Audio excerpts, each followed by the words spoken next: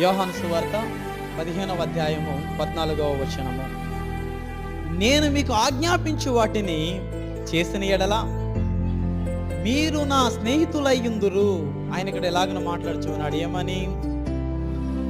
నేను ఆజ్ఞాపించినవి మీరు చేసిన ఎడల మీరు నా స్నేహితులై ఉందురు అని ఇక్కడ తెలియపరుస్తూ ఉన్నాడు.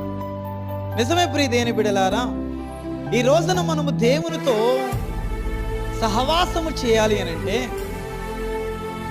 ఆయనతో స్నేహము కలిగి ఉండాలి అనంటే, దేవుడు అన్నాడు కదా, నేను చెప్పినటువంటి ఆజ్ఞలను మీరు గైకొనుడి. ఈ ఆజ్ఞలు మనము గైకొన్నప్పుడు, ఈ ఆజ్ఞల ప్రకారంగా మనము జీవించినప్పుడు, ఈ ఆజ్ఞల ప్రకారముగా మనము బ్రతికినప్పుడు దేవునితో మంచి సహవాసము కలిగి మనము జీవిస్తాం.